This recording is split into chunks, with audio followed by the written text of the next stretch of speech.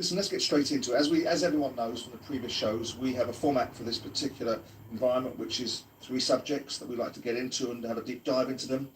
We tend to spitball and move off in different directions and take it in different spaces and places. And then we go to a section of the show which is where audience engagement comes into play, and we answer 3 questions about subject matters that might be from the past, in the present, and things that are hot topics. So let's go straight in, Spence. Anthony Joshua.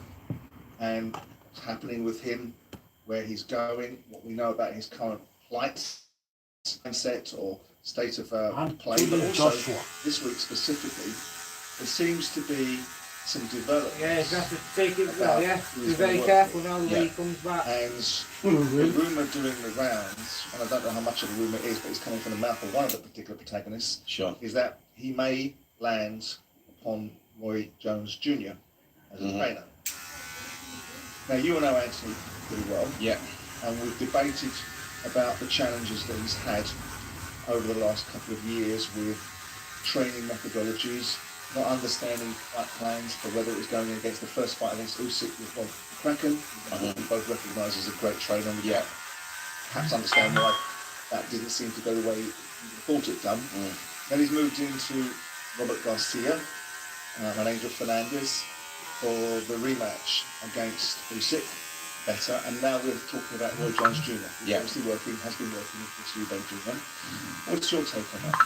Look, I think where Anthony Joshua's at in his career at the moment is he's trying to find a trainer. He's trying to find those improvements that's needed, those adjustments that's needed to go on and try and recapture this world heavyweight title. So from Joshua's point of view, he sees it as he wants to go around, and he's like a sponge, Joshua, where he likes to work with different people, take on board different things. I think that he recognised what Roy Jones Jr. had done with Chris Eubank Jr. and the improvements he made and the adjustments. And we all know Roy Jones's history, his background, and how good he was technically. You know, the greatest fighter of modern era. When you say adjustments, Spence, I mean, I think you and I have discussed this and kicked this around a number of times. Isn't the major adjustments the mindset in terms of his ability to step on it and to go back to what he was? I allude to the fact, and you can correct me if you feel so privy to do so, that it kind of changed from the knockdowns against Klitschko, where some of the feeling about what it took to win fights. And I choose my words carefully, because people will say, well, you haven't laced up a glove and you shouldn't say that sort of things. But I've got to be blunt about it. I think he went into a different mode after getting into that fight with Klitschko, which was a dark place to be. So we're talking about the adjustment, really, is, I know it's the expression Alan Catterall uses, which is well rehearsed and probably a little bit sentimental, which is that Eye of the Tiger. Is that the adjustment that you're talking about? Yeah, absolutely. Listen, to back up what you're saying there with the psychological side of things that we're talking about here, Anthony Joshua, not the physical side of things, because I think you're right in what you say. The psychological damage was done from Klitschko, I think, that first heavy knockdown from Klitschko. Going into a dark place after winning. Yeah, he went into a dark place. And then obviously Andy Ruiz Jr. knocked him out, and so there is psychological, and that's what Anthony Joshua needs to. He needs to rediscover that rawness that took him to the world heavyweight title, basically. I mean, and it's easier said than done. Ruiz didn't really knock him out. Anthony sort of stepped back and didn't seem. Yeah, but I think it was from after the 3rd round when he'd had Ruiz on the floor, and then out of nowhere Ruiz hit him without hook and put him down, and then he slowly, systematically broke him down for a few rounds until Joshua was forced into submission. And then it manifested itself in the Usyk fight. That's a hard thing to correct, you know, the mind, the psychological damage, because we can sit here, right, when it's been done, speaking as an ex-fighter as well, and I do really understand this, when that damage has been done, Joshua can be sitting there going, well, I know what I've got to do, I've got to take this fight to him, but when reality kicks in, when the muck and bullets are flying, when you're absolutely, it's the Mike Tyson fame adage, you've got a plan until they get a punch in the face. But, you know, so I think it's the confidence maybe he's looking for with, like, so Joshua's one of those guys that likes support and feel like he's got the right people around him. So what I'm saying is, Roy Jones Jr. and his history and everything else might give Joshua the added confidence he needs to try and rediscover that psychological damage that's clearly been done. Do you like this? Or isn't it better for a fighter to have a stable and well-drilled regime around him, rather than sort of bouncing around between trainers trying to find this missing component? That, do you think he closed the gap mentally in the second fight against Usyk? Because I cannot, for what it's worth, get an explanation. I don't know if you've ever been able to find one of what the thinking was in the first fight against Usyk, because it was everything that Anthony Joshua shouldn't have done. Was the things that he did. We've heard tales, so I'm not going to breach any confidences, but leading trainers being in a particular corner and wrapping up a fighter, and Anthony Joshua being hours away from his fight, asking that trainer, what would you do in this fight? Which I can't believe that a guy that's fought X amount of heavyweight championship fights and is a world heavyweight champion is sitting there talking to another trainer, literally 60, 70 minutes before he's due to go into a ring. Question, what does that tell you about Anthony's mindset? It tells you that he's not confident in the people that he's got around him. Maybe he feels like there's something missing, and that's why he's on the road and he's looking for different trainers. He's looking for people to add to what he's got, because if he feels like there's something missing, when you're going into it's like the ultimate gladiatorial sport, you need to feel like you've left no stone unturned. You've got everything. You've got the confidence of your team behind you, because you put your life in the hands of the trainer. He makes those decisions, right? From a fighter's point of view, like if the fighter's clearly not fit and able enough to come out for this, let's use a round for an example, like round 9. Hey yo! We want to introduce you to the most amazing destinations in the world. Tel Aviv and Jerusalem. It's young, Sunny, colorful, diverse, and above all, it's incredibly tasty. Tel Aviv beaches are the best. Tel Aviv and Jerusalem have the most amazing nightlife. Jerusalem, the heart of the world. A spiritual adventure with 3,000 years of amazing history. See you here soon! We love you! Tel Aviv, Jerusalem. Book your trip now. So, Money Super 7, what have we got? I could save people up to £330 on car insurance. Good start. What else? I'm on it, mate. Just catching a lift. Well, what are you doing chatting to me? Get on with it. I could save people up to £315 on a new credit card. Dragging your heels a bit, but not bad. The rest of you keep focused. If we can't save Britain money now, no one can. Super Save with Money's Supermarket. And the trainer says, how you feeling? You ready? The fighter will always go, yeah, it's a fighter's intuition. That's how he thinks. Yeah. But the trainer has to make that decision and go, no, you're not all right, son. I'm going to pull you out or whatever. So you need to have that confidence of the trainer. You're putting your life in the hands of the trainer. So I think that if he feels that there's something missing from the training side of things, from the training team, perhaps that's the psychological damage that he's got. He's got to feel that he's got 100% support around him. And I think that's what he might be missing. He might be feel that there's a missing element to this team. Do you think he was right? I mean, we're sort of dancing around the flames of whether Anthony Joshua is now gun shy. That's the accusation, isn't it? I mean, I got the impression that he was, I don't want to use the word braver, but I can't think of a better word at this moment in time, because it takes an inordinate amount of bravery just to step through the bloody rings. Through the ropes, sorry. But do you think he closed the gap mentally in being able to try to do what he needed to do with Usyk, and started to bridge that gap mentally of what he once was, which was a wrecking machine that saw people in front of them as an opportunity to knock them out, to somebody that started to negotiate his way through fights and try to find a way to get himself in and out of fights without the maximum amount of jeopardy involved? Did you see that gap being bridged with the Usyk fight in the second one, where I felt he was much better and sat down his punches much more than he did in the first fight? What was your takeaway from it? 100%. No, besides your snivelling, grovelling little you gave him afterwards. We'll get into that as well.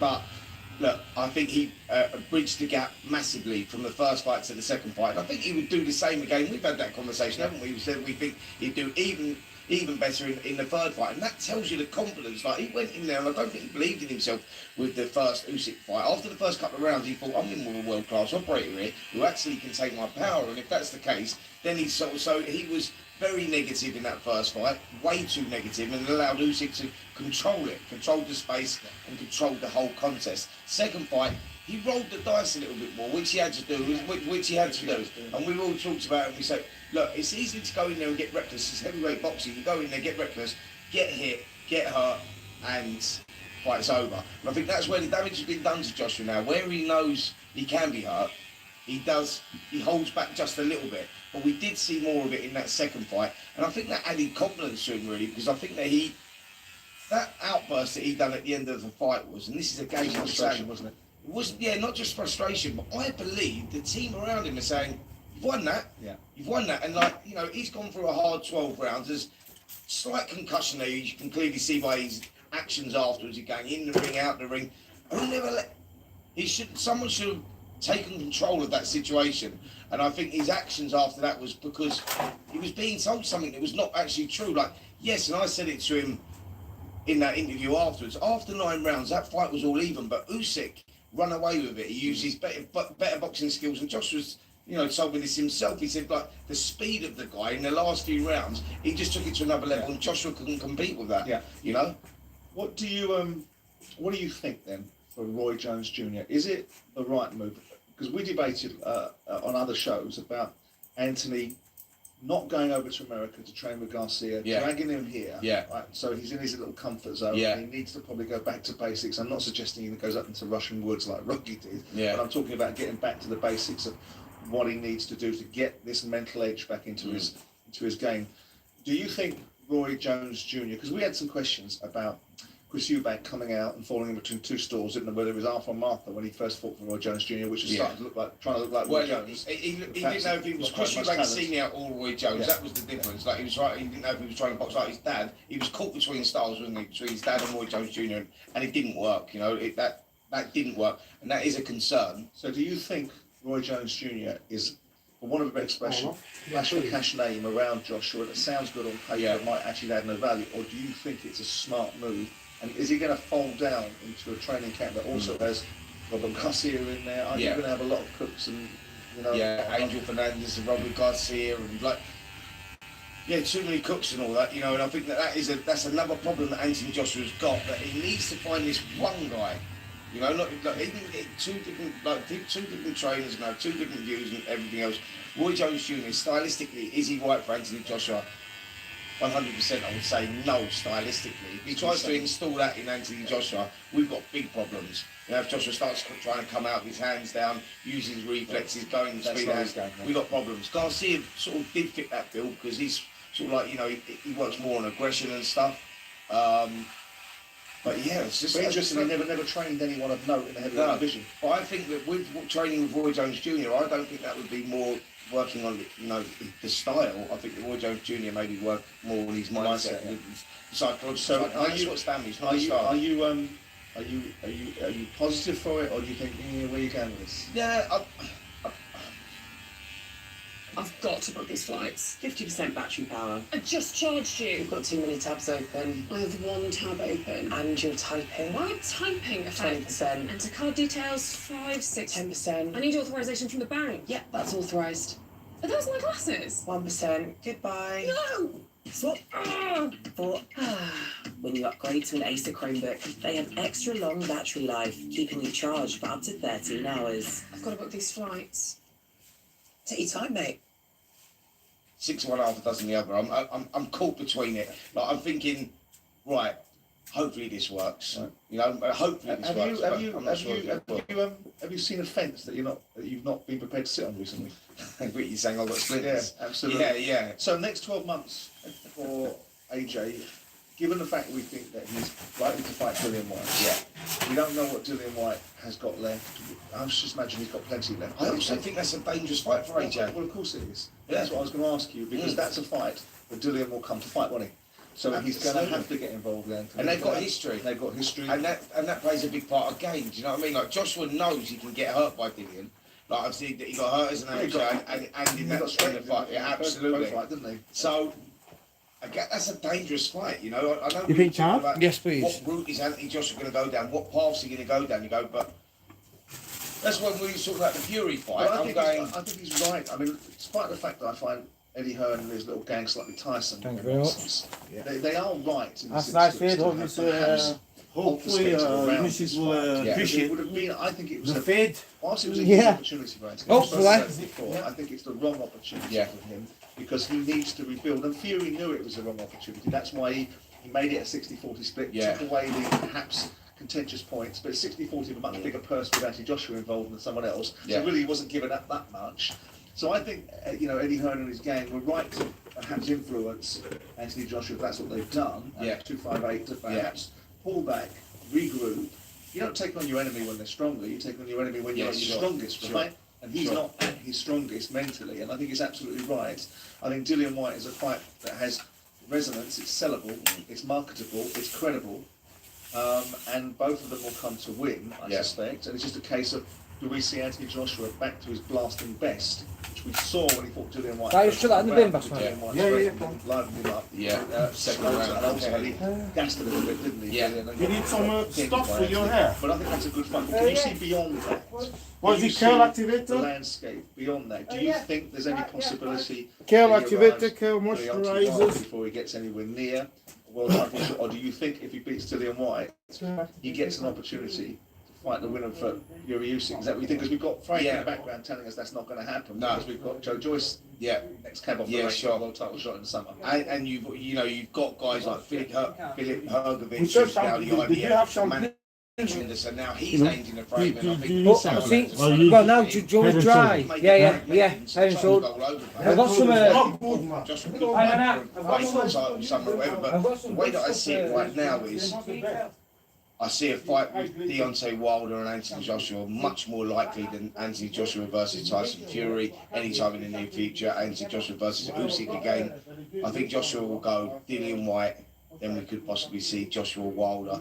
I think that's the great. I think that's the roadmap that I see. If I'm It's a great honest. fight. Yeah. I mean, people are talking. There's another discussion off piece about Hergovic having to have a shot at the IBF, but doesn't undispute it. Because obviously you've got Tyson fighting Chisora. Yeah. The next fight Yeah, out there is supposed to be the undisputed fight. That will trump. Doesn't We undisputed. won't. So we we won't need be to- yeah. undisputed, You know, like Doesn't undisputed trump mandatory? yeah. It does. Oh, doesn't it? absolutely. So what will happen is, if the titles do get fragmented and they say, right, because, like, so we've got this Tyson Fury, Alexander Usyk fight coming up, let's say March. We're talking about March sort of time. That's for the undisputed. Yeah, but it won't be for the undisputed because Philip Thank you Hergovic very is much. now the You need a IBF bag. manager. Thank you very much. No, that's fine. That's fine. Thank you very much, bro. Look after yourself, yeah? Yeah, Take care. safe. See you now. Bye bye. I thought that an undisputed fight for all the belts trumped a mandatory, which Yeah. means that all the belts go in, as we know, for an Yeah. undisputed, and one of them comes out with all the belts. Yeah. You're saying that no, before you get to that stage, Yeah, because the IBF was put one off. because the IBF are basically mandating Hergovic, and now